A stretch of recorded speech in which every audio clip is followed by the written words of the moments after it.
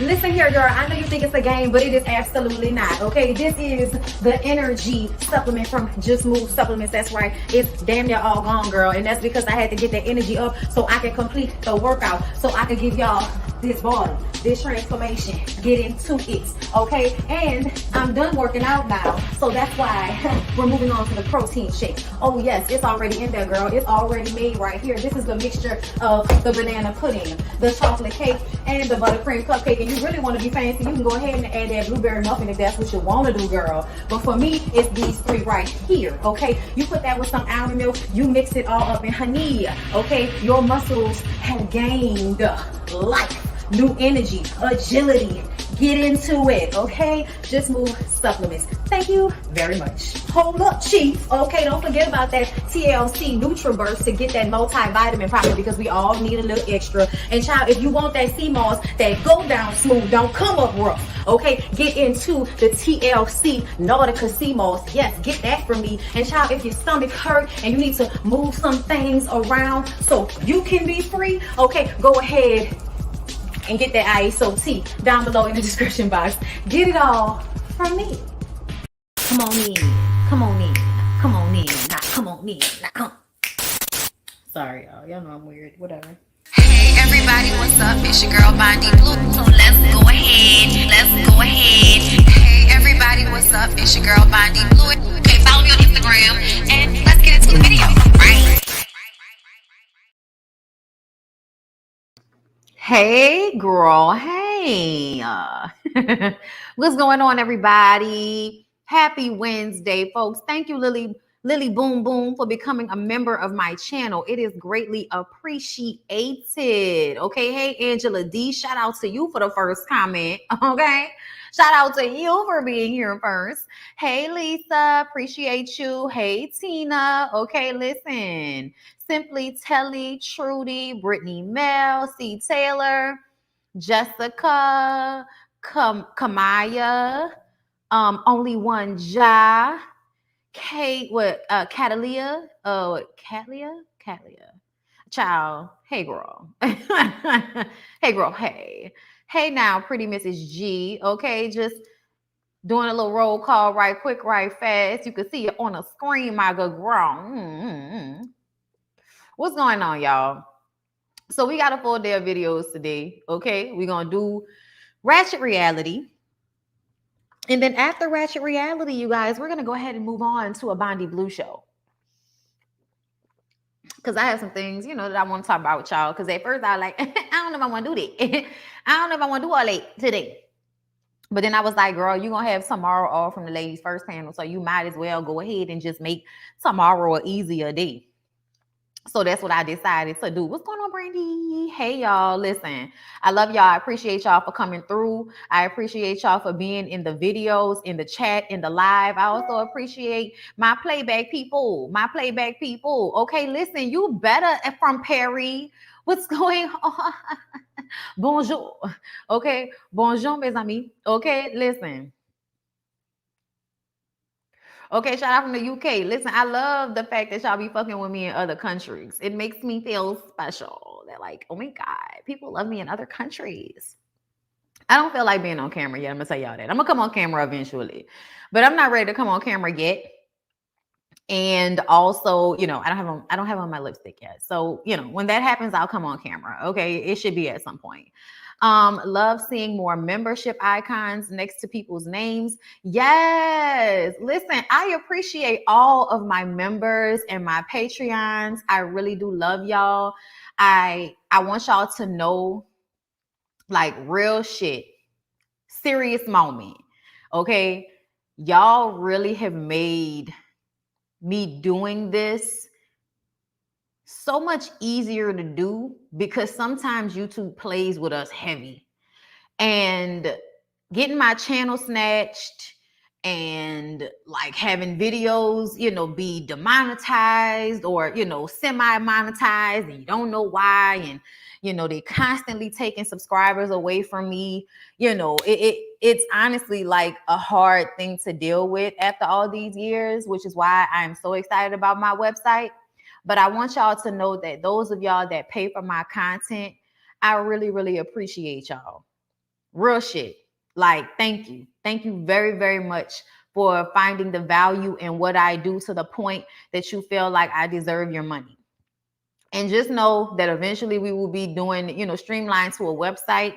So it won't be all of these, outside sources and stuff like that. But I really do appreciate everybody that's rolling with me right now, because y'all letting me know that I'm doing this for real, for real. You know what I'm saying? This is a career. This is a life. And it makes me feel amazing to be able to get up every day and do what I love to do, which is entertain y'all. You know what I'm saying? I feel blessed. I feel blessed. I feel like all of y'all that support me the way y'all do are like the physical, this world manifestation of the way my ancestors have my back in spirit. Like, for real. So just know I love y'all. And it's a real thing. Okay? So let's go ahead and get into Love and Hip Hop Miami. We're going to talk about this shit. And we're gonna do Black Ink Crew last, because Black Ink Crew, invoke more anger from me than Love and Hip Hop Miami. This was like the finale of Love and Hip Hop Miami. And I am excited about the family reunion show coming up. They got so many damn people on that damn show. I was like, I don't know how y'all gonna create all these storylines and keep them making sense and being congruent. Like, I don't know. I feel like there might be some continuity errors and shit going on. But I'm really happy that Love and Hip Hop, the reunion, is going to happen soon. Because it looks like it's going to be good, y'all. It looks like it's going to be worth our time. And it makes me feel happy, because for a minute I was like, oh my God, Love and Hip Hop, are you really doing this? Are you going down the shitter? Are you going down the shitter? Oh my God, that's not what I wanted to happen. I'm glad that they're evolving and figuring out a way to still create content for us. The next thing I need is completely new cast in different cities. Like, that's the next thing I need. I need the revamp. I need new people. I need new storylines. I need for y'all to figure out how to balance positivity with also ratchetry. Like, y'all need to learn how to balance that. I think Love and Hip Hop Miami might have been their best goal at trying to create a balance when they're trying to be a little bit more conscious. Thank you so much, Robin, for the super sticker. You know what I'm saying? Like, I know everybody feels that, right? They're trying to be more conscious with the way they talk about Black lives and the way they represent stories and things of this nature. Correct. Okay.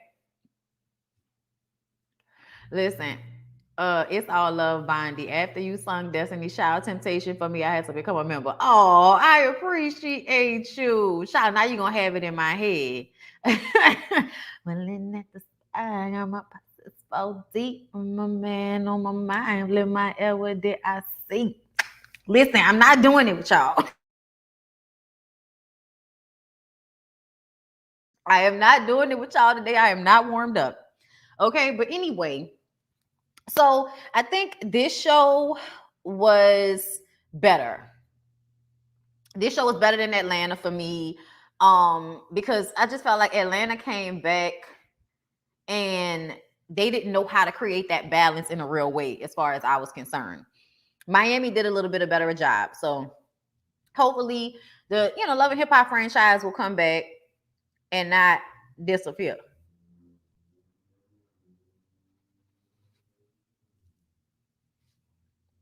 Okay. Child, I had to put the lipstick on. Okay. And then I forgot to light myself. Child, fucking up. Hold up, y'all. Fucking up today, y'all. I'm giving y'all a chance to come into the room. We're about to get into Love and Hip Hop Miami, because I know it sounds like I'm stalling. I am a little bit, but we're going to get into it. Give me a second.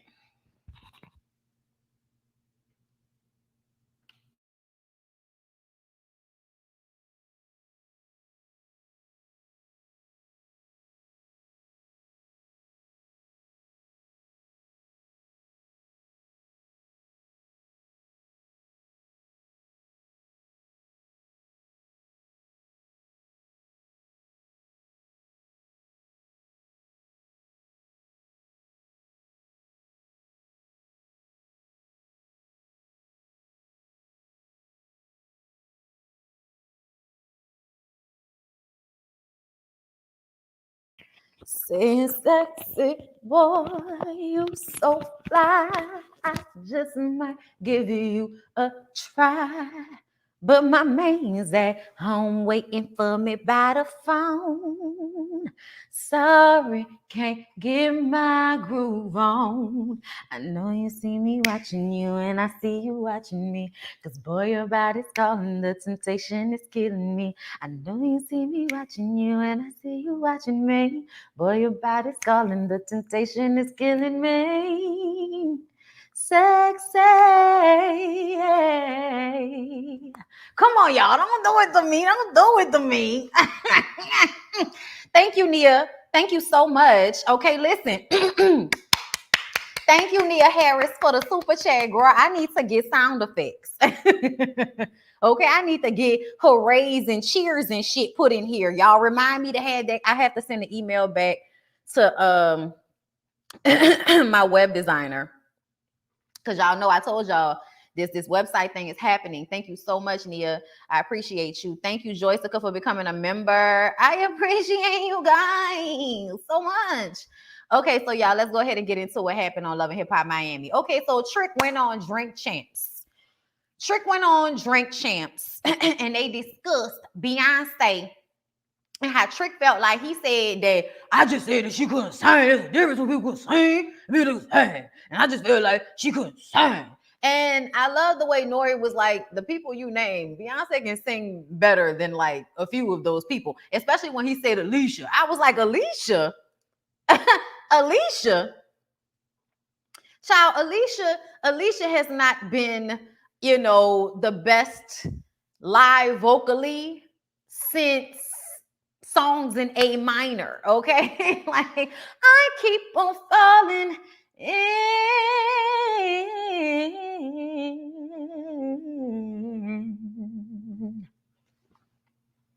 And with you. Okay, we're not gonna do it. Sometimes I love. That was the last time she was like giving us the real vocals. I was just like, Alicia, like Alicia might be a more sincere artist. And what I mean by that is somebody that's really writing all their music, not just getting music from other people and then adding in ad libs and saying that they wrote the shit. No disrespect, Beyonce, but we know that's what you do. Girl, we know that's what you do. But yeah, I was just kind of like, Beyonce can sing, y'all. This is when you figured out Beyonce can sing. Beyonce was singing on the BET Awards that one time, and she fell backwards into the catch. Okay, if you know anything about Beauty Shop, you know about the catch diva. You know about the fall and then the slide right back up. Beyonce fell into that while holding a whole note. And I don't know if you know, you young girls don't know what a whole note is. Okay, it is a note held out for a count of 8. Okay. So, okay. Whole note, count of 8. Ooh. Whole note. Okay. Whole notes. Okay. Not ooh, not ooh, not ooh. No. Whole note. Ooh. Do you okay? Ooh. Like up in there, whole notes. Okay. Y'all don't really do those as much. Beyonce does whole notes. Beyonce does operatic singing. Beyonce does running in heels on a treadmill so that she can get it up from way up in here, okay? And when we talk about getting it up from way up and through here, what we mean is there's a tightness in this area when you are singing. Okay, listen. 4 counts, not 8. Right, correct me. Thank you. I knew I was wrong when I said it. But you know what I mean, okay? 4 counts, not 8. That's 2. Come on. I sang it right, though, okay? Thank you. 4 beats. My bad. I'm messing up, y'all. Talking too fast. Not 8, 4. Correct me. Correct me when I'm wrong and fuck with me when I'm right. My heating pad. This is how I keep my body from being stiff sometimes, y'all. You have to heating pad the lower back, okay? Anyway, all right? I did sing it right. Thank you. Yes. Okay. Beyonce can sing, y'all. That's the point of this whole diatribe that I'm going on and also flexing my own skills at the same time. I'm just saying She can sing. And people who can sing know when other people can sing. Okay, because you know how hard it is. You know how hard it is. Yes, not only to sing the whole notes, okay, but also for the harmonization. Okay. Amen. Amen. Amen.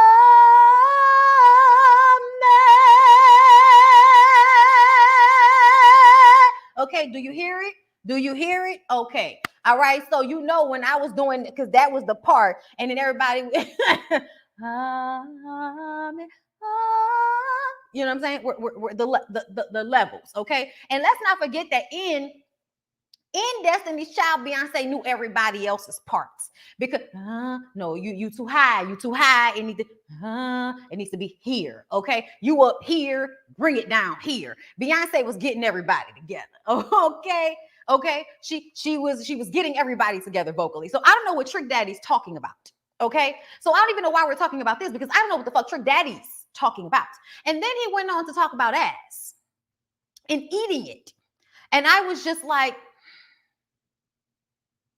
I don't want to even visualize this. Let's move on from there. So, y'all, Florence talks about what's going on in Haiti. What's going on in Haiti? The president got assassinated. We know about that. It was terrible. Okay. And it's just total melee in Haiti now. And y'all know if the colonizers don't have anything to gain out of the situation, they allow for places to be in absolute discourse and don't give a fuck. But if they have money to be made, they'll go in and try to protect people and set up United Nations and, just all of this other type of stuff that you never see them do with Haiti because Haiti said, fuck y'all.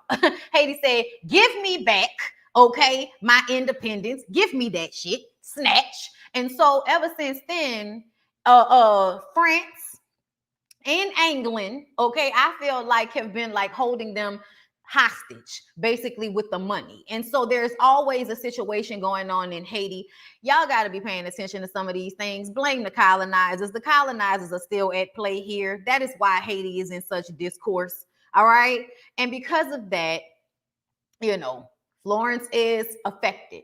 She's doing a song. She's going to, put some money towards that. And it's a lot of kidnappings going on. It's just some messed up stuff that's going on. People can't make money, just melee in Haiti. It's terrible. Florence says that she's done with Marlon.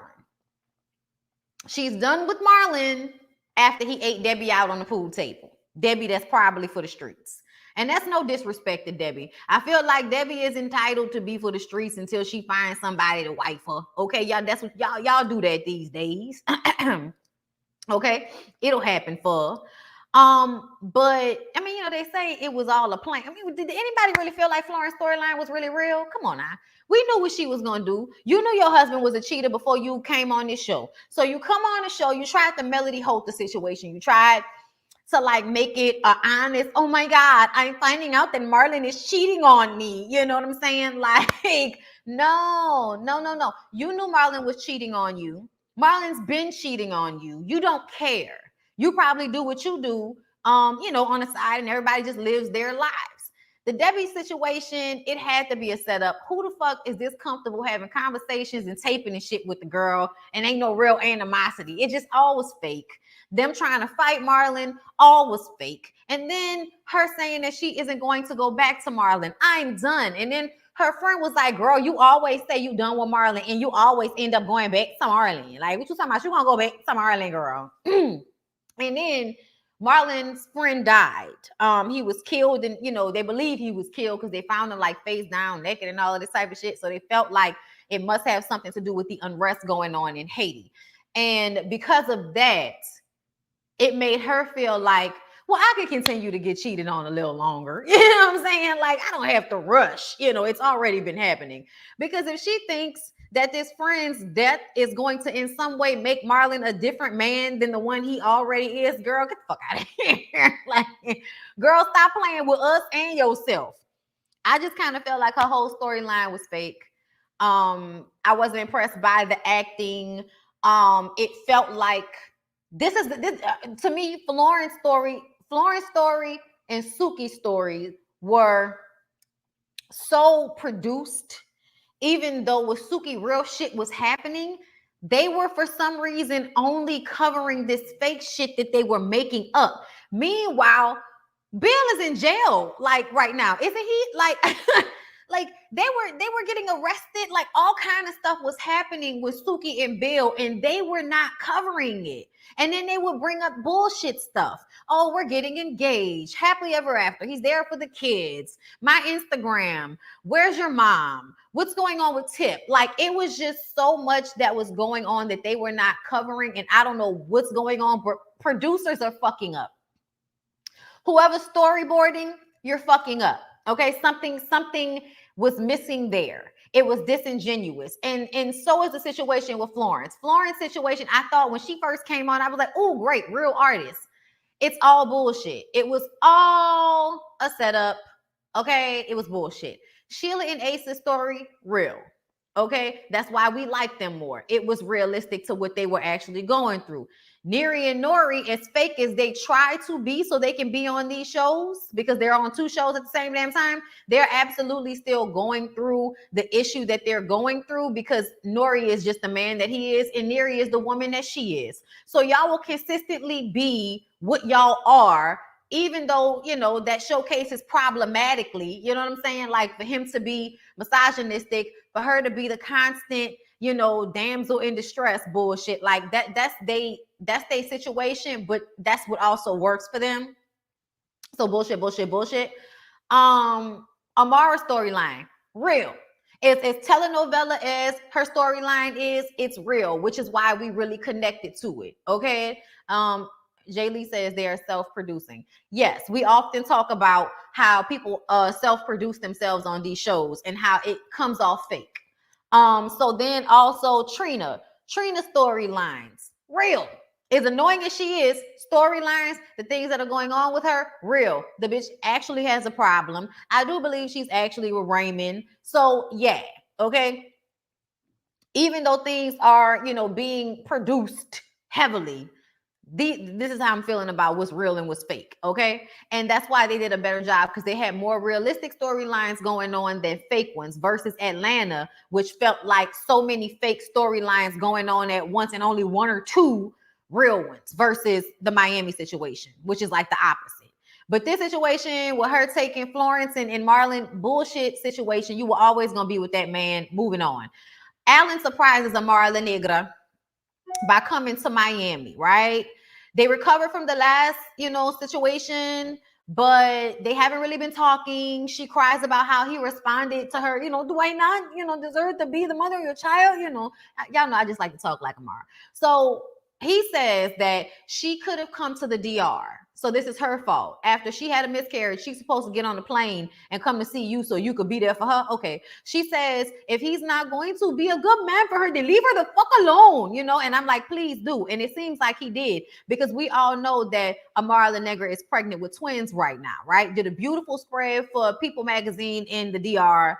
And it was just her and her mom in beautiful white Santeria, you know, looking garb. Like it was just beautiful. And, you know, y'all know, like Amara La Negra never does wrong in the looks department. Like at the end of the day, face and body, Amara like has a card that does not decline as far as I'm concerned. Okay. She really does look like a little black doll. Like she's gorgeous. So whenever she does like these beautifully aesthetic and Afro Latina, you know, looking photo shoots that she likes to do, it's always like extremely impressive visually to me, because she's so beautiful. And her mom being there, it was just perfect. And of course there was no Alan, because Alan is not a good man. Alan is on here perpetrating, which is why she was still saying the things that she was saying in the confessional. Like, you know, he got on one knee and proposed, but I am by no means thinking he's about to be the perfect man for me. Like she understands that, because she knows what it is. He's not the one, but he was probably the one to impregnate her. And we're fine with that. We're absolutely fine with that. Okay. Sometimes a man come into your life just to give you a baby so he can go back into the atmosphere as the emotionally vacant slut he is. Like, go back into the world, impregnate and fuck over more women, do whatever you're going to do. But me and my babies, we gonna be just fine. We gonna live a good life, said the Beyonce. Okay. Well, this is spilling. That's unfortunate. Anyway, What else is going on? Neri has a soft opening for her smoothie store. Nori and Neri are having a vow renewal for their 10th wedding anniversary. Love and Hip Hop didn't care because they hardly covered it, which shows that we did not care. Princess and Ray J were there. She says that she is done. Prink is tired of trying. Ray J told her, I don't know why you're still trying. Let it go. And I'm just kind of like, you should have been let it go. The relationship was never good. I want y'all to understand something. When you decide to have children and marry a man that has never shown you anything different than what he is showing you at this moment, where you're now tired and over it, you did this to yourself. I have no feelings of, I don't feel bad for Prink. I never feel bad for Prink. Because I feel like Princess is just emotionally vacant as Ray J is, which is why she chose to be in a relationship with him. He provided for her. They can have their beautiful little Tweety Bird face children. And, they can both be rich and then go on into the sunset with whoever they choose to go on into the sunset with. But I feel like, I don't know what Ray has going on, but I've always felt like somebody somewhere, like there's another person. There's somebody else out there that Ray goes to. Maybe it's the prostitutes, maybe it's the strippers, or maybe it's one or two specific girls, who knows. But Ray has always been out there. Ray has never been like in it. He's never been here. He's never been that. So I don't understand what the fuck Prink is talking about. Like, girl, that relationship was always shitty as far as I'm concerned. Like, Ray J you were always running after him in hotel rooms with strippers. Like, he never stopped doing any of that. And you still had 2 children with him and married him. So I just want people to like recognize that some men are not going to change. And it's because you allow it. It's because you allow it. You're okay with it, essentially. You just like living in, the black version of the telenovela. Y'all like living in the stories where we fight and fuck and make up and have a tumultuous life and build toxic relationships and trauma bonds with our children. Thank you, Baraka, for the super chat. They think it was a triple pregnancy initially and a miscarriage was one loss. Right. Thank you for that. That's a blessing, though. I'm so happy for her because she was saying, I still don't feel good.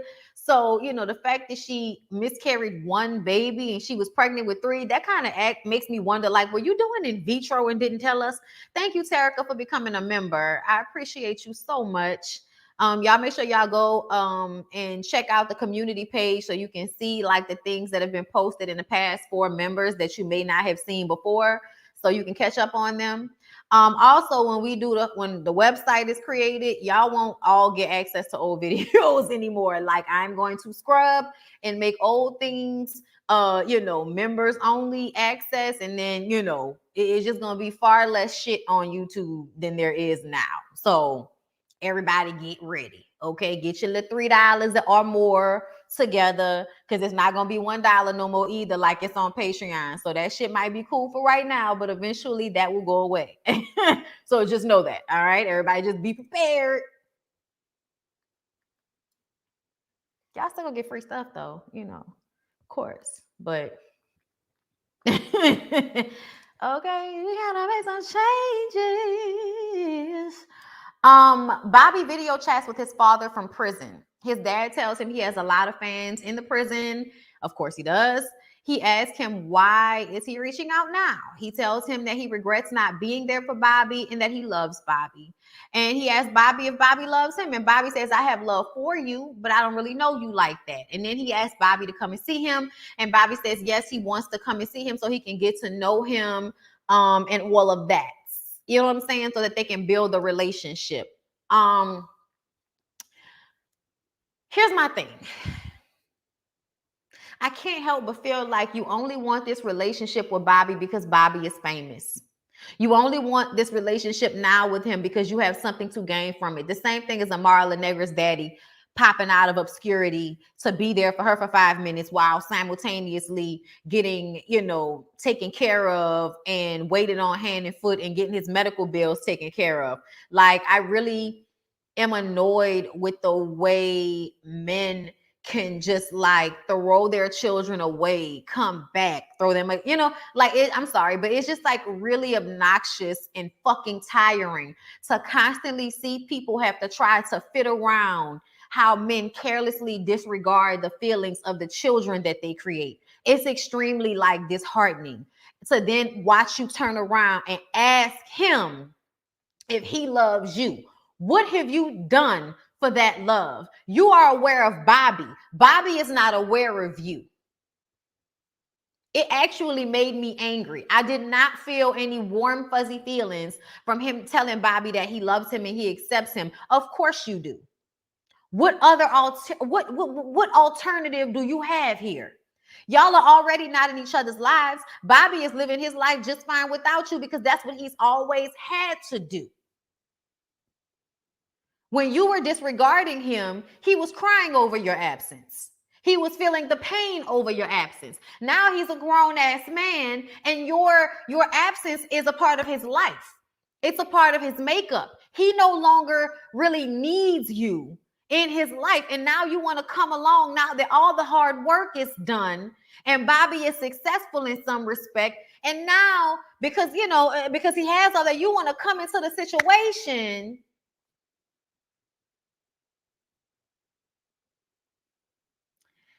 It did not move me. Okay. Thank you, Shamila, for becoming a member. I appreciate everybody becoming members today. It's so I love y'all. I appreciate y'all. For real. Make sure that keep giving y'all like the extra content and everything. There are other things I feel like that about to start becoming paid only, like not just Loving Mary Huntsville. Like I don't know, it's gonna be one of these motherfuckers. It might be Ratchet Reality. It might be the BondyBlue show. I don't know, something's gonna have to something else is gonna have to switch over. But somebody asked about the Patreon, so I am going to keep it, but eventually, because Patreon has been giving some people issues, eventually once my website is created, y'all, I'm not gonna do anything outside of my website as far as paid subscriptions. But it's going to be phased out, so it's not going to be like an automatic thing. I'm gonna give everybody a chance to cancel, switch over, or whatever they want to do. Like it's gonna be like a process, but ultimately, eventually, it will be BondyBlue's website, and you be a member to BondyBlue's website. And so when I put things out on YouTube or any other platform, it will also be on the website. You will get notifications from the website. You see what I'm saying? So yeah, at the top of the year, January, okay? Plan on it. But I appreciate everybody. Thank you, Jessica. I appreciate you for becoming a member. I love it. I love it. I love you guys so much. Oh my God, it's been like a hard couple of weeks. Y'all are making me feel loved. Thank you. So yes, y'all. Moving on from Bobby. Raymond has a conversation. Y'all know Raymond is Trina's old man, right? So Raymond has a conversation with KD and Corey, her managers, about the lack of communication. They have been consistently arguing about Trina's management for 2 seasons. I honestly feel like this is fake. This sometimes feels like the fake part. I do feel like Corey is bad at corresponding. I feel like the argument that KD, Corey, and Raymond are having may be real, but I feel like them acting like it matters is fake. I feel like it doesn't really matter. I think that if she wanted to have management that was on their job, she would fire them and hire new management. Instead, she knows she has a problem, so I'm gonna have a real problem. We're gonna put it on a show and just let it persist instead of doing something about it so that it can be a storyline. Raymond getting involved with the management, I'm not going to get all in Trina shit like that, because I feel like Trina has been by herself for a long time. Trina has been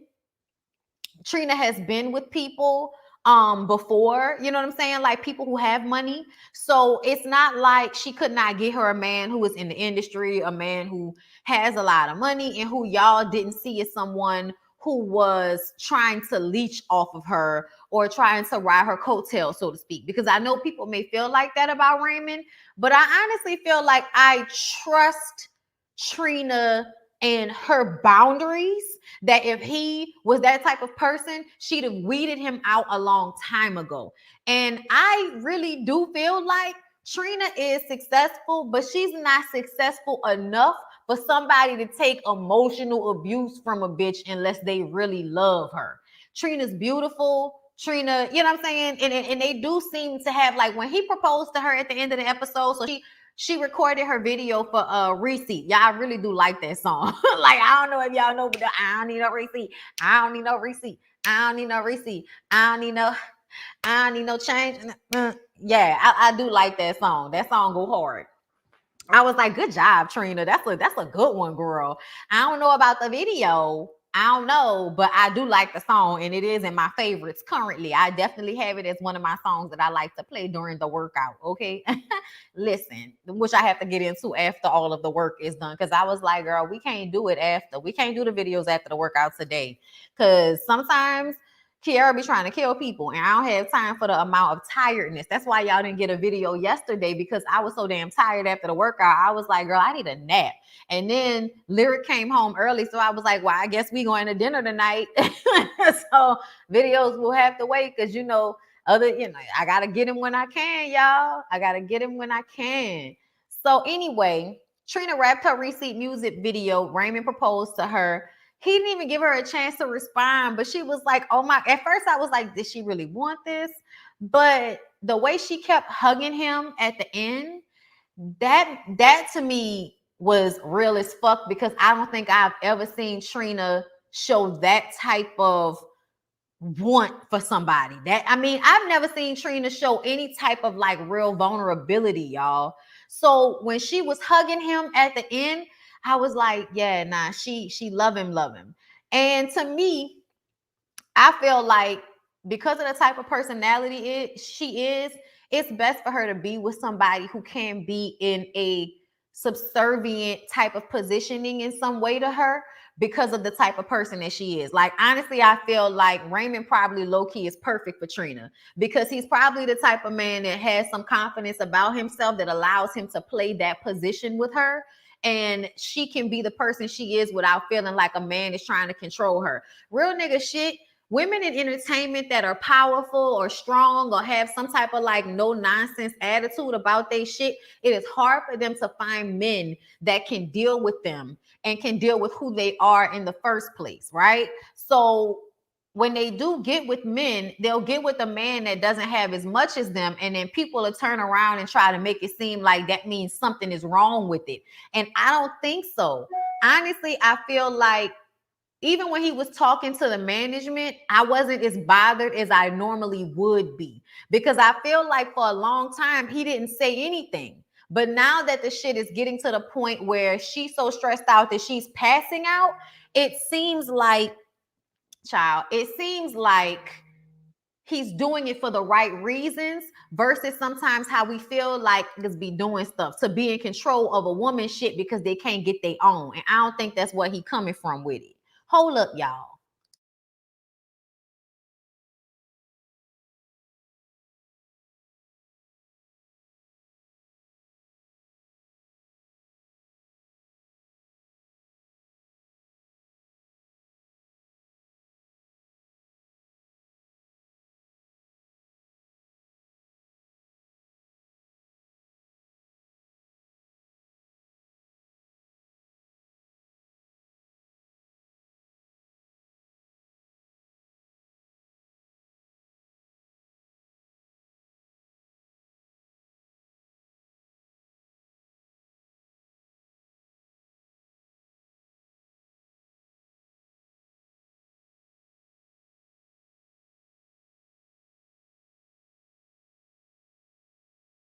So yeah, y'all. Anyway, my husband is funny. Anyway, so yeah, y'all, what are y'all saying about Raymond? How do y'all feel about Raymond? I got those same vibes. They cute. Raymond seems secure in his manhood enough to allow Trina to be Trina. Yes. He's not giving Kenneth Petty vibes. No. Raymond balances Trina. Yes, that's what it feels like to me. Yes, like Kill Bill be doing. Yeah, yes. It doesn't feel like that. It feels like he played his position like well. You know what I'm saying? Oh, she's like We had a really good night yesterday. So like, you know, it's like speak easy. I think he's good for her. I think so too. Don't tell people to read my lips. Y'all wasn't going to hear nothing anyway. I like him for Trina. I do too. Raymond is a perfect man. But I think so. I feel like Trina deserves to have somebody that makes her feel supported and makes her feel like she's protected. Because I think women like her, you know, it's very hard for women to find men that make them feel that way. Because niggas, you know, they don't want to be in that role. They look at a woman like Trina and they stand in the background like Lorenz Tate in the Rain on Me video. And that's not the way it needs to be. Thank you, S. Brian, for the super chat. Hey, Bonnie, love your content and your love you and your content, girl. You my one of my favorite YouTubers. How do I become a member? Thank you so much. Okay, so there is a link in the description box to my Patreon account where you can become a member over there, or you can become a member over here by going to my homepage, and there should be a join button. Okay, my homepage, there should be a join button. Trina deserves true love. I think so. And I think Raymond is that guy. I think, and thank you, Kendra, for the super sticker. I absolutely think he's that guy because we've seen her go through a lot of relationships and he's been consistently like there for a minute now in the background, not saying much of nothing, not really wanting to be seen. Child, we thought he was an assistant, but when we find out she was a lover and a secretary, it's understood. I agree, Bondi, but my only question to Raymond is where was his energy when management dropped the ball and didn't clear records or the album, or when they made Trina seem broke when Nikki wouldn't do the vid? I think he was playing his position, which is I can only handle what I can handle. Meaning he's not into the contracts. That's not his expertise, which is why he knows not to get involved in that portion of it. But see, he's been there long enough now to understand the conversations that are happening with management. And that's what I mean when I say it happens over time, because he wasn't trying to be involved in her shit like that. He wasn't trying to like overstep. I think now it's getting to the point where he's in a space where he understands what she needs from the management, like as far as how Trina needs to be dealt with. And that's kind of the same thing that Chris does for Candace, where it's not that they manage business, but they can manage the person. And it's easier to have a person that they deal with, kind of like when Whitney Houston had Robin Crawford, an in-between person that handles the artist, and then the people on the outside can deal with that person sometimes when the artist doesn't want to deal with those outside people. Like that's kind of what he's doing right now. And I think that's different from the contracts and the business and the money side of things that Trina and her actual legal and you know management team are supposed to handle. Okay, the memberships for YouTube has to be done on desktop, laptop. From my experience, it couldn't be done on the phone. So that's just to let y'all know that, okay? So yes, y'all. Yeah, and Kill Bill is absolutely not right for Suki. Let's move on to Suki, y'all. So Suki and Bill say they're still together. He recently got arrested from what I understand. And Suki has a new face. She says she's happy, but I don't believe her. I have talked to y'all throughout this entire season about how the main thing that I've noticed from Suki is that Suki seems tired. Suki sounds like she is being sucked of her energy. And I feel like Bill is the type of nigga you get in a relationship with and you think that it's good, but he's a soul suck. He's a soul suck, but you're still high off of the push and pull. You're still high off of the sex. You're still high off of, oh, he does well with my kids. But emotionally and mentally, he fucking drains you. And that's why you're tired. So she really needs to figure out what she's going to do, because she does a lot of this, but there is like a soft, gooey center on the inside of Suki. And I wish that someone had, and that's why I say that mama might be there, but she wasn't there. I don't give a fuck what nobody talking about. There is no way that you poured into Suki positively the way you were supposed to, based off what I see from Suki today, which is somebody that is looking for somebody to show her love, which is why she has all these children, which is why she's so happy to allow this man to suck her of her energy, because she wants to be loved and feel valued by someone so much. It's not just about like being valued by social media or being a star and all of that shit. On a personal level, it's about people loving you and caring about you even when you don't have all of that. And I don't even think she has that with Bill, but she thinks she does. But if she didn't have what she has, I don't think Bill would be there. And I think he's pretending like he would be. I think he will find a way to be a fuck shit ass dude like everybody else that runs from responsibility. But because the money is there, because the opportunity is there, because the power is there, he's going to figure out a way to stay there. That's what it is to me. I did see Suki on Jerry's court. I'm sorry, y'all. That's why I didn't watch Rolling Rape. Like a lot of my girls did reviews for that shit. And Bobby and I don't have time for that type of stupid shit, y'all. Like, I'm gonna be honest. The shit not even like I just be looking at this shit sometimes like I'm not even entertained. I'm beyond this at this point. Like, honestly, I was watching that shit with Suki on Jerry's court show, and I was just like, y'all are doing this to be seen. Y'all are doing this to, continue to be on somebody's radar. You performing a song, you and your cousin pretending to fight so that y'all can promote this song that you wrote for him. You didn't even write your own shit, but you wrote this song for him. Okay. Like, fake, stupid caricatures of black people. Like,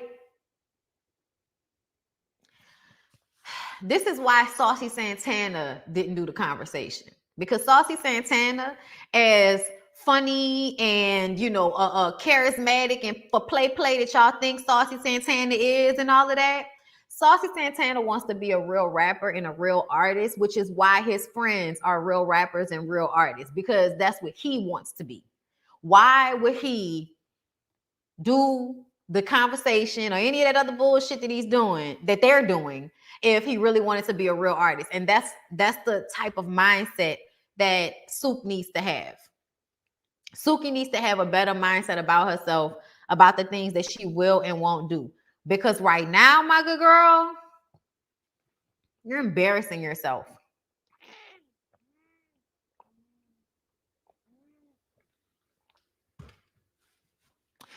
So let's move on from there.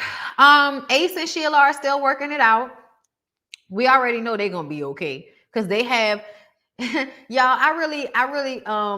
I'm gonna see if I can manifest a relationship with Sheila, because there is something about Sheila that I see about her that I see about myself. Some type of intuitive connectedness to yourself that pushes you forth in life in a way that it is positive, and it's a beautiful thing, because a lot of people don't have the connectedness and the understanding of themselves, and not even just in a way that but just like this constant searching of sense of self and understanding of spirit and mind and emotional and mental in a real pragmatic way, in a way that you actually can plug into your life and not just something that's theoretical. You know what I'm saying? Like, I feel like she is constantly in search of how to be the best version of herself in a real, actual, practical way. A lot of people don't do that. A lot of people aren't in that space to be able to seek that out in a real way in their lives. And I feel like the way she affects Ace is a direct result of the inner magic that Sheila has, that she imparts on him. He has to be a smart dude in order to receive it. He has to be the type of man that he is in order to receive it. But she has to be special in order to get him to even want to receive it. And I recognize that, like, about my own self in my own situation. Like, sometimes, like, I look at my husband sometimes and like the way we have both grown, but I know that a lot of his growth is because of the type of person that I am, and vice versa. Like, I don't want it to seem like, like I'm some, like I'm his mama or some shit like that. But there's something about the way I affect him that after we've been together for all of this time, is such an extremely positive and beautiful thing to see. I see that in their relationship. I see that in their relationship too. And I love that about her. I love that about her so much. And I just feel like when you recognize that about people, like, that's a special thing. So it's like, I want Sheila to be my friend. Like, I want Sheila to be my friend because I recognize how magical she is. Okay. It's magic, Bondy. Okay, then we can call a thing a thing. Y'all get what I'm saying though? Like, tell me if I'm tripping. Okay. Yeah, she's still firm about her event. I like that too. Yeah, sounds like you too, Bondy. That's what she does though. Yes, I'm with you on that. Okay, so y'all understand what I mean. Yes, feed off each other's positive energy. Yes, yes. Okay. I want to go to the retreat too. I signed up. I did. I signed up on her website and all of that to like get emails and stuff whenever they start selling tickets again for her retreats and stuff, because I would absolutely go and be into that. I mean, she reminds you of Badu. I mean, y'all know that's my favorite artist, right? Like, my favorite artist of all time, dead or alive, is Erykah Badu. So, and we're going to talk about her in the BondyBlue show today. Sheila and Ace have the best relationship on the show. Absolutely. But it is because that man respects and loves his wife in a way that he can receive what she gives.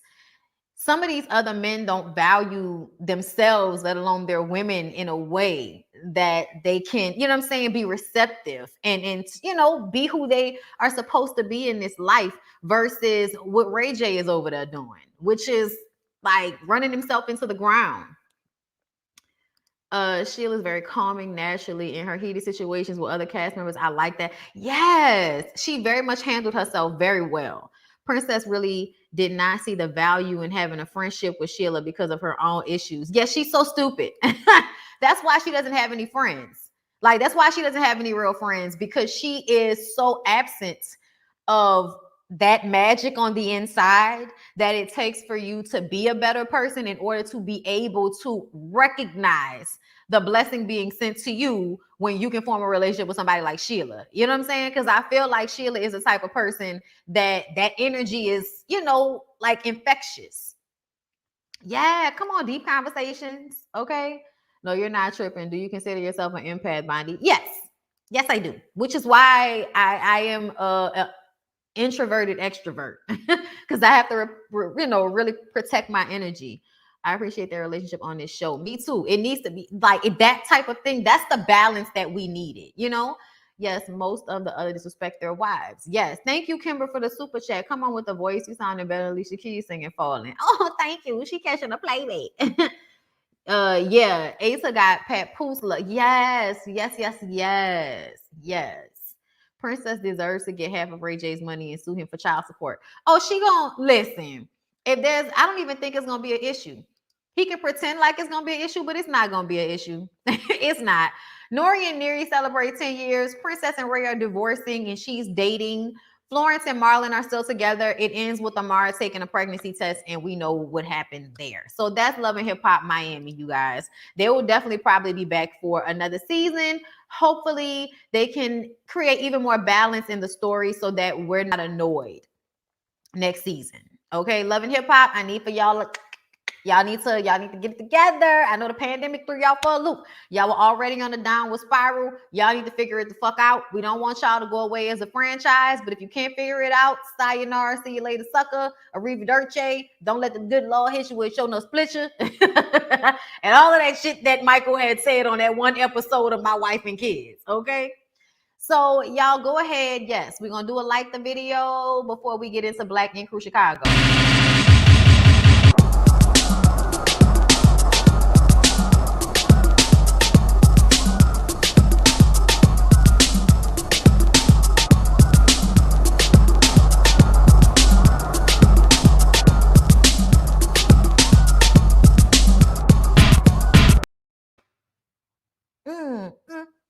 Okay. So we're back. We're back for Black Ink Crew. Did you like the video? Did you actually like the video, or did you just sit here and shake your tits to my music? Like, is that what you did? Okay. Michael Kyle is a hot mess. Child, don't y'all love love my wife and kids too? That's my show, y'all. That's my show. Love and Hip Hop needs a new production company to come in and produce because it's getting blah every year. Yes, they do. And I don't even know if Mona's still involved. What else is going on? Yes, I do know that MJ and Alan were friends. MJ called himself doing an interview he thought somebody cared about. Sheila has a YouTube channel. I love it. Okay, I have to subscribe to her YouTube channel. I follow her on Instagram and on TikTok though. I always like the video. They need to make it to where you can like it 4 or 5 times. Thank you. No, they don't. I need it to be one per like, so I need to know what my numbers really are out here. Okay. Girl, that episode, is that right? Listen, that's my show too. My favorite episode was when he took those hair pills. David Allen Greer was, don't touch my hair. Listen, I have literally, y'all, I paid for my wife and kids. Like, they literally just put it on streaming for everybody. I had been paid for that shit and had it on my Amazon Prime. Is that right? Y'all, I hate that season. I'm not gonna lie, I hate them. Y'all, I hate Vanessa's parents. Is that right? I could not stand him. I could not stand Vanessa's parents. Anyway, y'all, let's go ahead and get into Black Ink Crew Chicago. So, y'all, Charmaine playing Never Have I Ever with her employees at the beginning of the episode is like the perfect depiction of how Charmaine is not a real boss. Charmaine is a cast member on a reality show that has figured out a way to extend her 15 minutes of obscurity on said show. Ryan talks to his crew about Charmaine and Drea beefing and the drama that occurred at the convention and how he wants to avoid that type of embarrassment going further because now it's becoming a reflection on him. He says that Charmaine needs to get Second City together. Another reflection somehow on him. Ryan is mad at Kitty because she told him that he was doing too much when he was partying on an island somewhere when everybody in America was finding out about him fucking Anthony's baby mama. Okay, that's his best friend, the one that had cancer. And he was online. It seemed as if he was trolling, and Miss Kitty told him about himself, and they have not been cool ever since. Let Ryan tell it. He feels like she basically chose the side of social media. And I feel like, no, Kitty chose the side of what was right. And like a lot of people like yourself, you don't like when people are honest with you. That's why you're friends with Four and Don and Charmaine. Your friends, like this relationship has worked out because Charmaine is a pick-me and Don and Four pretend to be strong, but essentially they are weak in the presence of stronger personalities. It is what it is. And Ryan, yes, you don't like to take accountability and you know you full of shit. We gonna get to it in a minute, okay? So Kitty and Steven, they're just friends. They're at the beach. Steven wants to go and work with Ryan at 9 Mag because he is not about to deal with the foolishness going on under the Children's Hospital at Second City. Kitty doesn't know if that's a good idea because Ryan can be flawed. Okay. And he takes 50% of what you make when you work at his tattoo shop. So they talk shit about seeds back in the day. I'm gonna tell y'all right now that it has always kind of been understood that Seeds and Teddy don't really fuck with Ryan. They don't really like him like that. They think he's, funny acting, fugazi, whatever the fuck. I think everybody's funny acting and fugazi as fuck, if you ask me. Just to be real with y'all, okay, for a hot second here. And I feel like the fact that none of them were cool, and when Kitty came to Chicago, they were all happy to talk shit about C's, but now that Kitty is on the outs with them, they're happy to, join up with C's and talk, cash money shit about her. Yeah, it's flawed, but that's what pick-me's and pussy-ass dudes do. That's what they do, Kit. That's why you got to be real selective about who you call your friends and who you really allow to be in your space. Because to me, you only got to show me the type of person you are one good time when it comes to friendships, and I'm good. I recognize, I understand. You might not even know I'm good off you. but I know where we are. You may not even know, but I know. I know where we are. Long handled spoon. Okay. So honestly, I feel like at this point, Kit needs to just let it be what it is. Okay. And what I mean by that is if Steven wants to go and work with Ryan, if you want to put yourself in that situation, then you go ahead and do that, friend. I don't have no words for you. Okay. I don't fuck with him no more. But if you want to be friends with him, then by all means, go do that. So Steven goes over to 9 Mac to talk to Ryan about working at that shop. And Ryan is just basically like, I'm cool with it as long as you're not coming here to be a spy. Oh, excuse me. As long as you're not coming here to be a spy for Kitty. Sorry, y'all. Excuse me. And I was just kind of like, a spy for Kit to do what? A spy to get information to use against you. What information could Kit get from Steven to use against you in what way? In what way? And I also don't like the way Ryan was like, I have seen her before going and befriend somebody, that I wasn't cool with. And I was just like, what the fuck does that mean? You do that? What are you talking about? What are you talking about? Either way, he allows Steven to come and work into the shop. And Steven is like, oh, wow. Like, Ryan really don't like Kit. Like, now he's seeing that Ryan really has an issue with Kitty. And it's supposed to be about the Anthony situation. I don't even understand. Like, I don't even understand what's going on. Okay. But either way, we see Steven do a tattoo with one of the other tattoo artists in Ryan's shop. That's kind of like, a little initiation thing I see them do where you got to tattoo somebody else in the shop. So Charmaine has a meeting with Second City, right? And y'all, this meeting started off with her doing the never have I ever situation. I was like, that's how you know Charmaine only wants to have a tattoo shop on the show so that she can be the type of person. That tattoo was fire. It was with the eyes. This shit was really, the shit was dope. It really, really was. Anyway, sorry.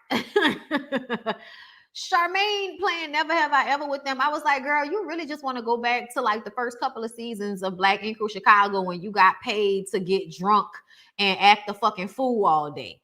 So y'all, Prince is pissed off. Charmaine thinks it's all Drea's fault. Prince says that she picked her guest artist over her lead artist, and that was fucked up. She says that, that may be, that was a mistake I made, but I'm not paying the 50% that you had to pay Ryan. And Prince is pissed off, right?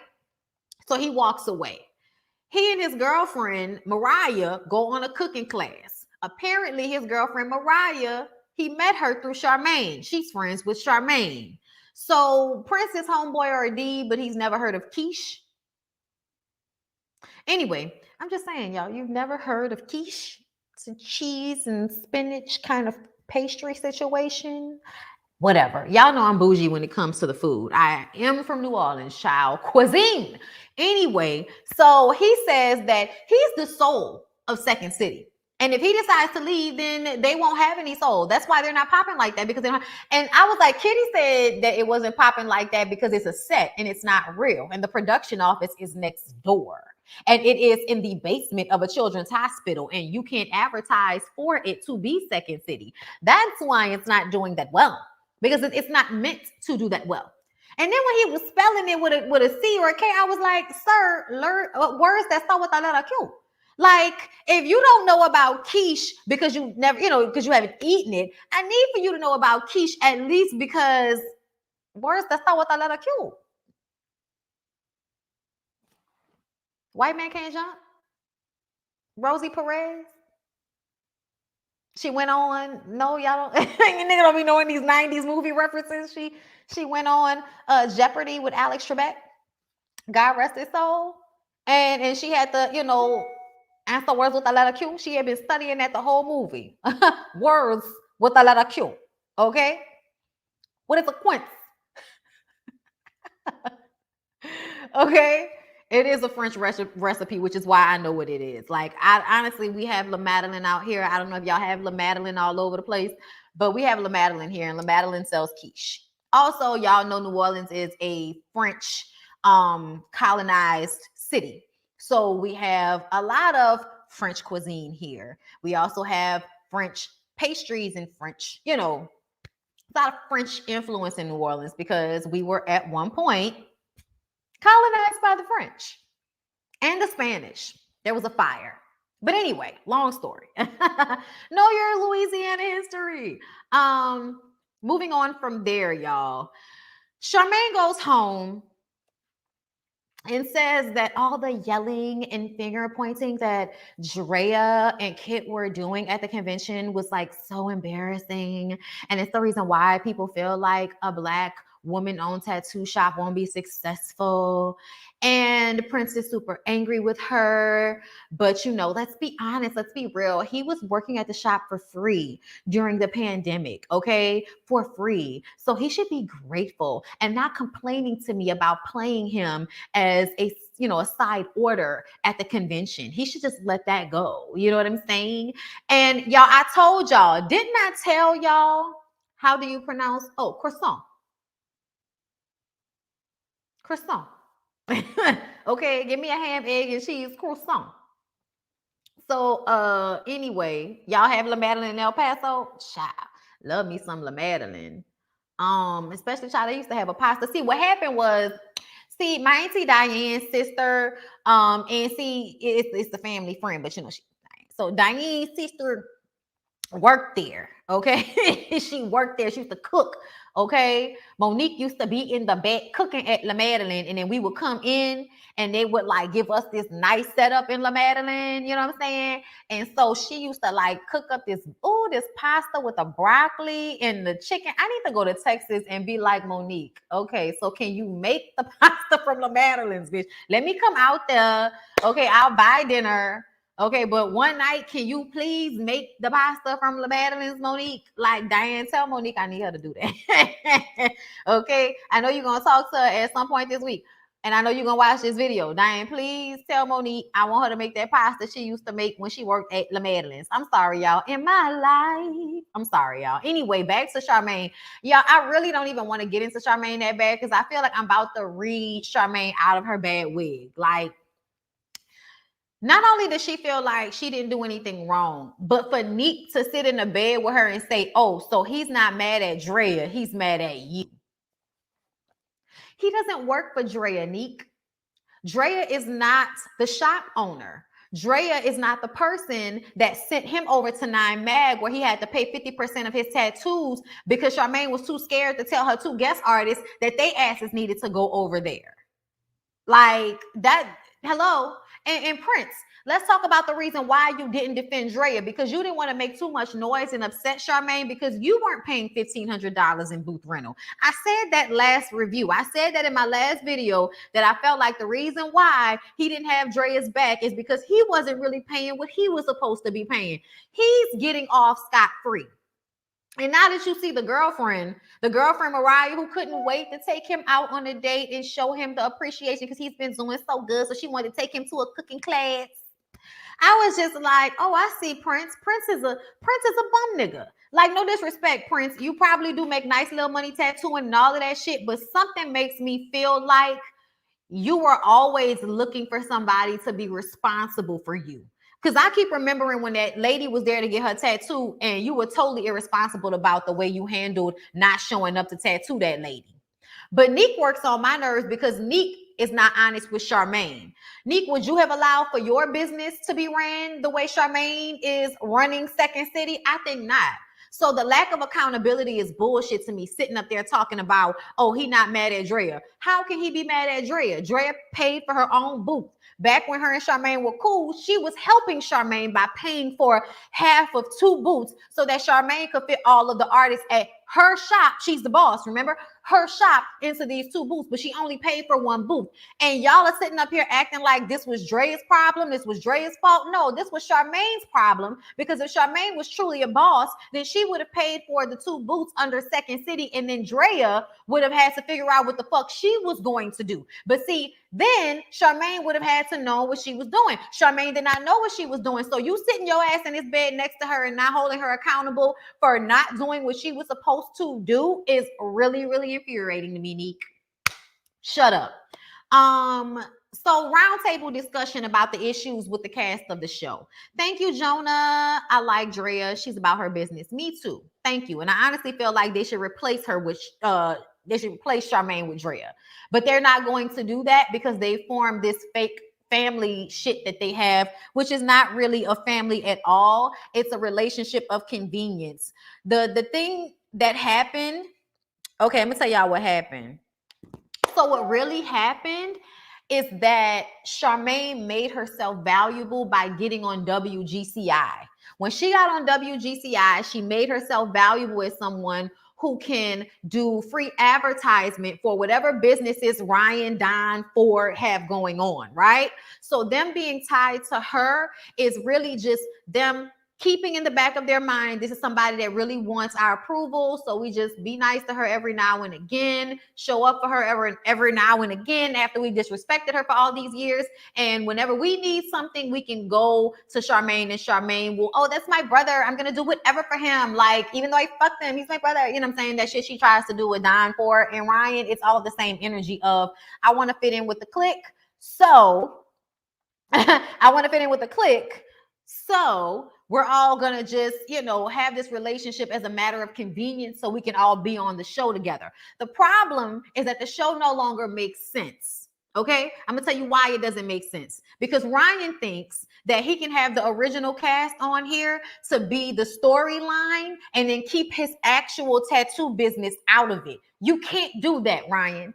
That's not how any of this works, because it doesn't make sense when you really think about the story. It doesn't make sense. You have a tattoo shop. We don't have any idea what's going on in a tattoo shop. You allowing Steven to come in is you kind of sort of allowing them to shoot something going on inside the shop, but you don't want any drama in the shop. So you're not going to really let them get to know people. You're not going to let them create the space to create the drama for the show in your shop. Now you learned, right? The mistake was staying on the show, Ryan. Just get off the fucking show. Get off the show. Because the truth of the matter is this shit doesn't connect. This shit is stupid. And now you sitting up here having meetings trying to yell at Drea about how she needs to just deal with Charmaine's inadequacies so that everybody can have a reality show. No, it sounds like you want Drea to come back on and argue with Charmaine on their end so that you can continue to be on the show and sit in the middle in your white suit looking pretty while not actually offering anything as far as storyline. Who are you dating? Who are you fucking? What's going on in your shop? We don't know. The only thing we do know is that you fucked over your friend, okay? And that came out, and you don't even really want to talk about that.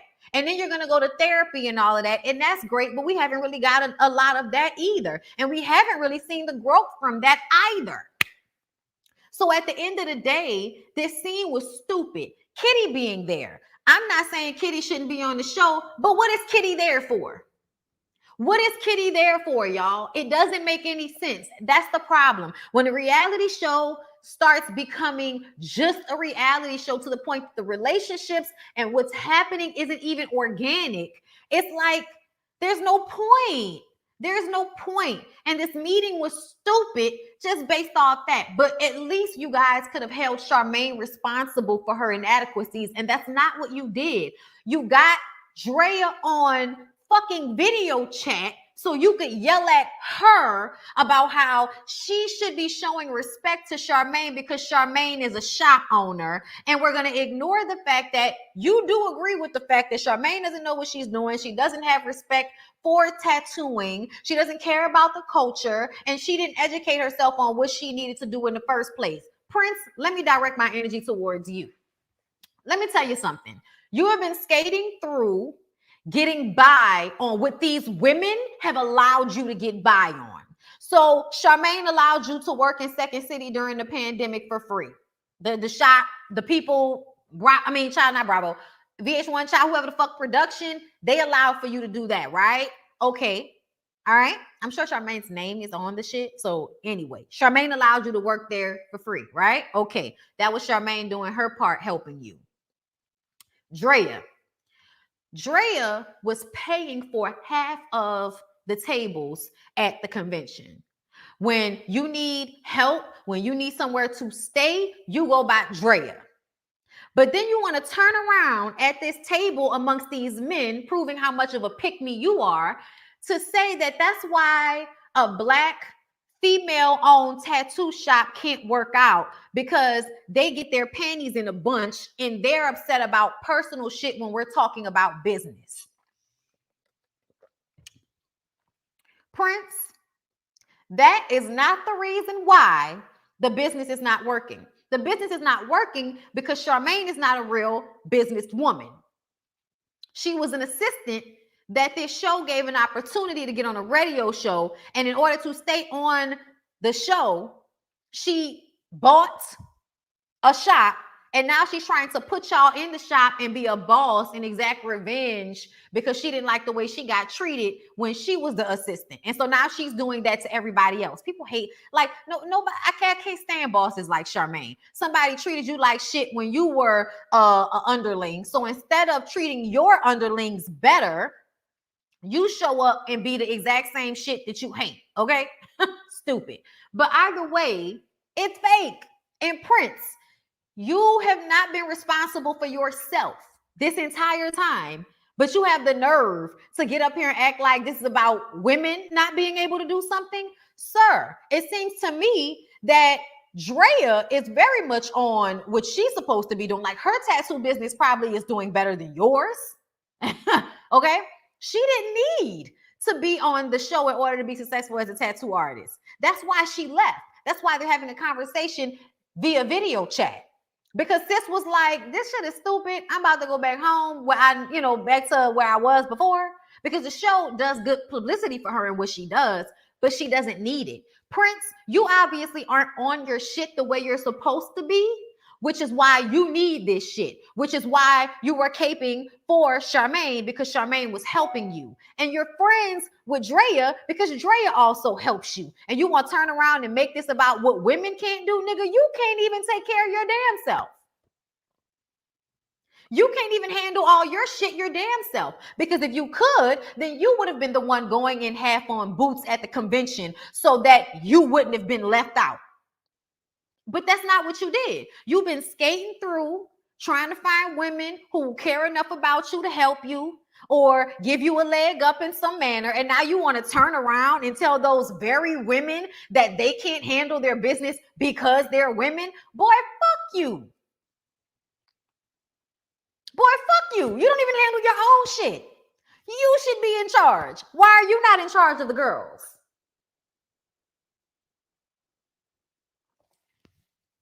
And you cute and all of that. You are. You cute and all of that, which is why I know what's going on. That's why I know what's going on.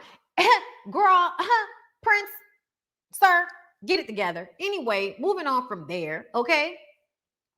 When Prince says that Charmaine was talking about personal shit, he was not lying. She absolutely was not having a business meeting. She was talking about all her personal issues with Drea and Kitty and them talking about her behind her back. Bitch, we had a meeting about what is going on in this shop. That's not behind your back, okay? Fucking stop. Charmaine says that this is not about her not doing her job. This is about them disrespecting her. Prince says he's the one that feels disrespected by being moved over to Ryan's shop at the convention and having to give up 50% of his fucking money. Okay? He mentions how he and Drea were there first. And Charmaine has completely disregarded the fact that they were the ones that started out with her. I said, oh, now it's you and Drea. Oh, okay.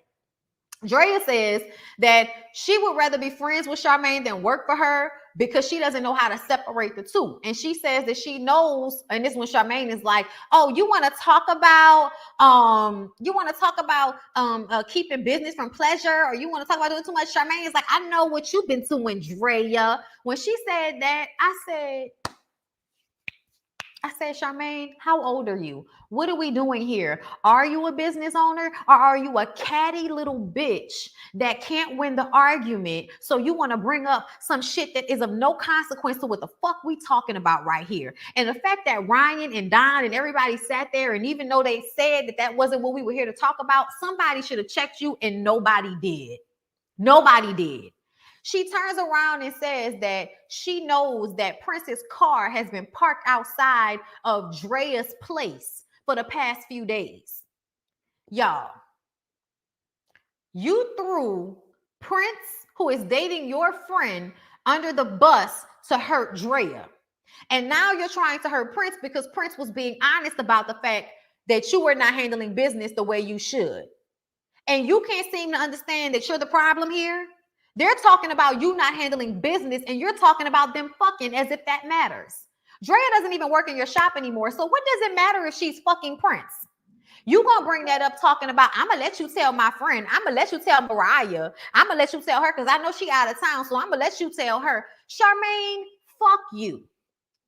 Charmaine, fuck you. I'm sorry, but that was like, oh my God. No, you did not try to throw that shit in his face. Y'all, I don't believe that Drea and Prince are fucking.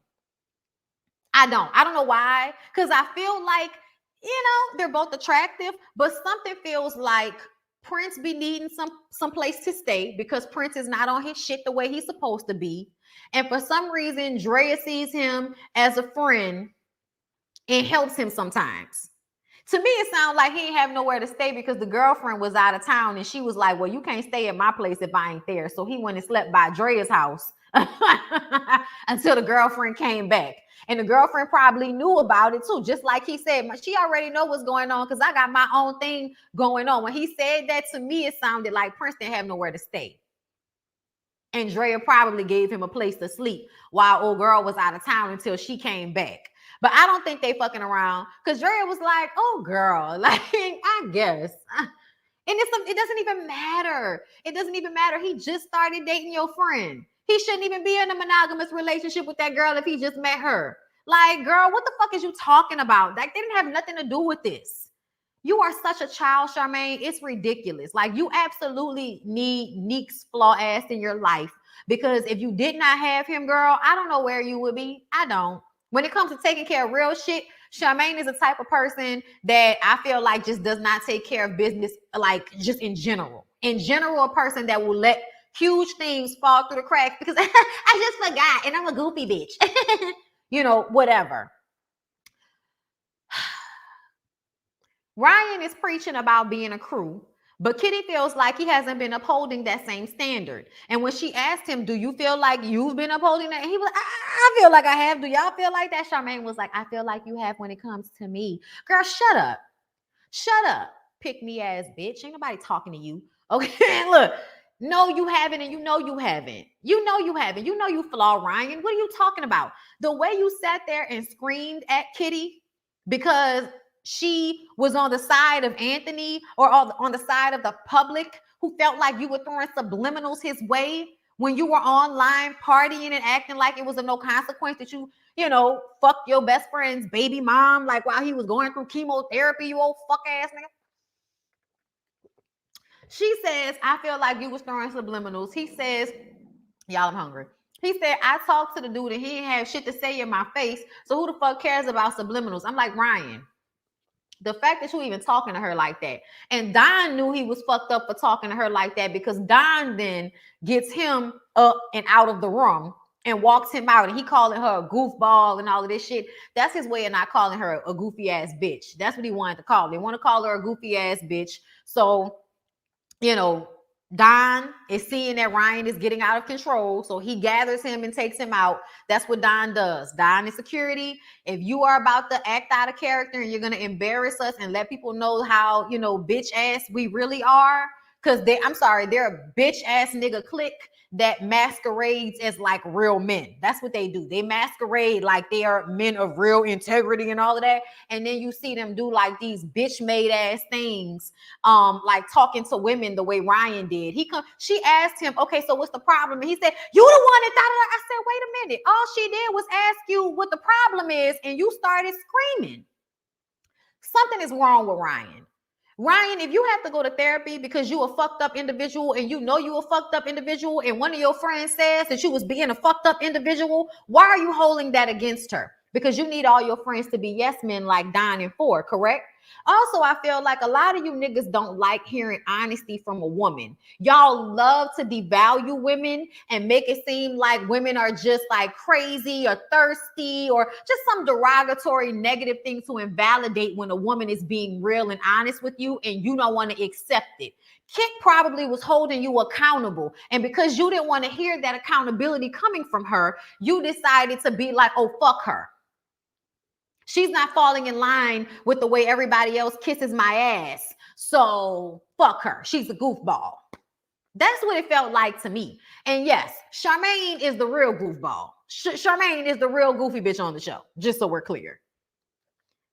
Like, Ryan, you've admitted to being a flaw-ass nigga. You're going to therapy right now for being a flaw-ass nigga. And you mean to tell me Kitty is fucked up for pointing out that you were being flawed? I follow Kitty on Twitter. She said Ryan told her he would get some girls to jump her during that argument. He's sad as fuck. That's why I say he's bitch. That's why I say their clique is a clique of bitch ass niggas pretending to be upstanding, pretending to have integrity, pretending to be respectable, but they're all bitches. I'm sorry. I have to call it how I see it. I have to call it how I see it. Y'all can call me a bitch. I don't care. I'll be that bitch. I'm fine. Ryan wants somebody to, and don't send nobody to jump me because I'll shoot them. Don't send nobody to jump me because I'm going to shoot their ass. Know this. Ryan wants somebody to, yes, sir, boss, whatever you say, boss. You not wrong, boss. Yeah, that's exactly what it is. That's exactly what I couldn't type it fast enough. His personality makes him so unattractive now. Ooh, child. They all want yes men. That part, I agree that Charmaine is a pick-me chick who doesn't know how to run a business. I mean, okay, Ryan does have some issues with women. Look at how he do that BM. I mean, treat her like shit and got mad when that girl said, boy, I don't want to fuck with you no more. Ryan bottom of the barrel gutter, shaking my head. Tell Kitty to call Van. Men don't like getting emotionally hurt by women. They can't take it. I don't think Charmaine tells Neek the truth about how she runs the shop.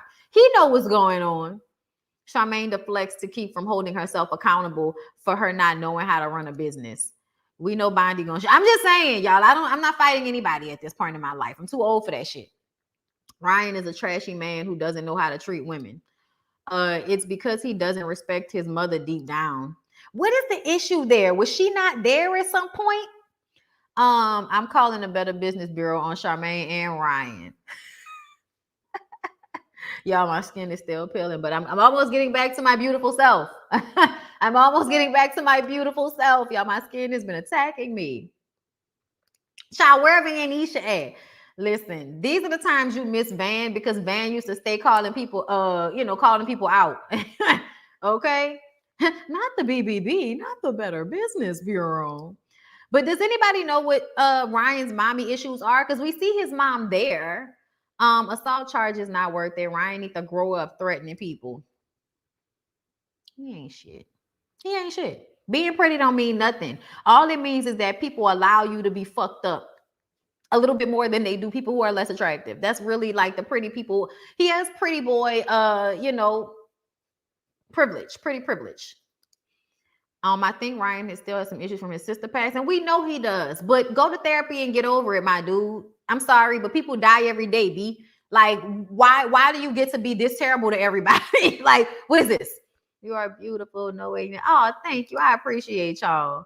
This was first and maybe last season watching this. Ooh, child, you missed the good shit. The good shit was like the first 4 seasons, the best. You really go like the first 4 seasons was the best.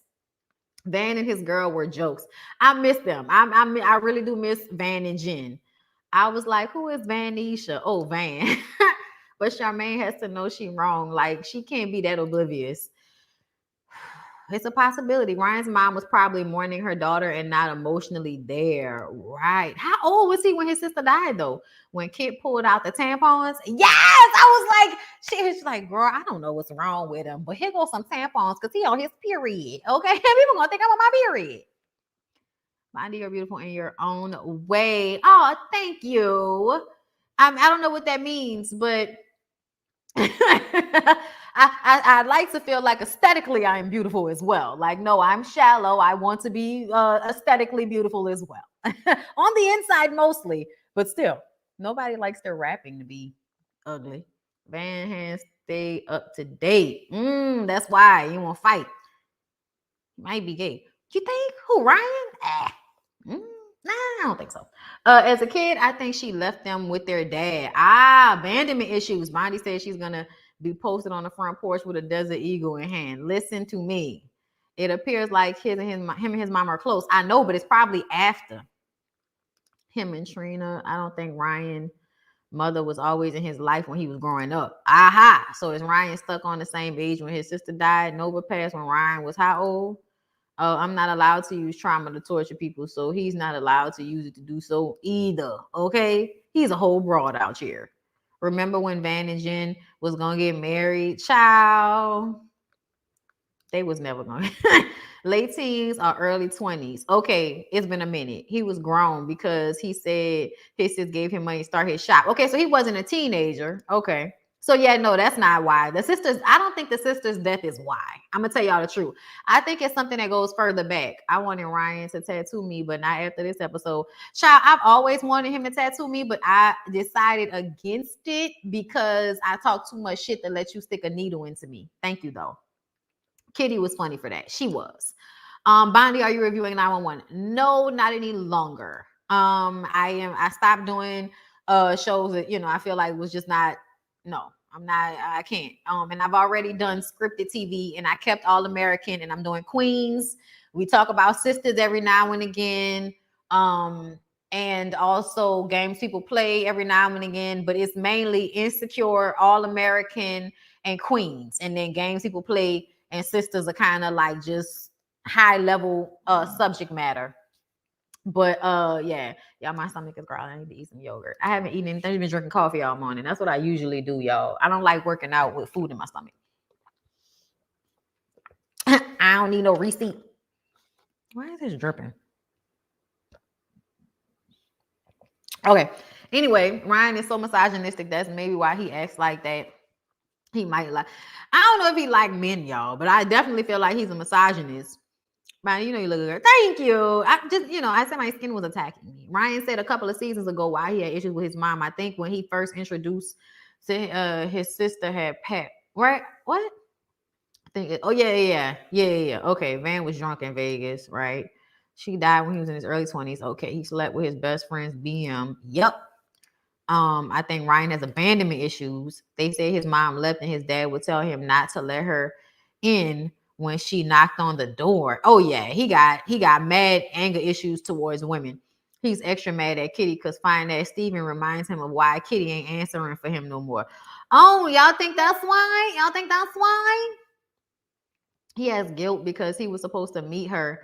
I know he has guilt, but I don't think that's why he is the way he is. I wanted him to tattoo me as well, but after I put out my review for Black Ink, he might try to listen, be Googling people. He that type too. He the type to act like it's all good and then stick the shit out you. No, I've been stopped reviewing 90 Day Fiance and anything with them. They flagged me one time and almost got my channel taken down, so I don't fool with them no more. I haven't watched The Resident since the first season, but I know one of the main girls just died or something like that because they had got married. All of that. Like I missed it, child. It's been a minute since I watched. I might do Christmas movie reviews. Definitely. I don't know. We'll see. Because usually around Christmas time, I do like more vlogs. So we'll see. I already do marriage boot camp. I already do marriage boot camp. I don't know if y'all have seen my other Ratchet Reality review that comes out at the end of the week on Saturdays, usually. But that's usually Love After Lockup and marriage boot camp. Okay? So y'all should go ahead and check that out. But anyway, y'all, let me go ahead and go because I'm about to be late as hell. Look, about to be, but you already late as hell for BondyBlue show. So let me go and, I'll see y'all in the BondyBlue show.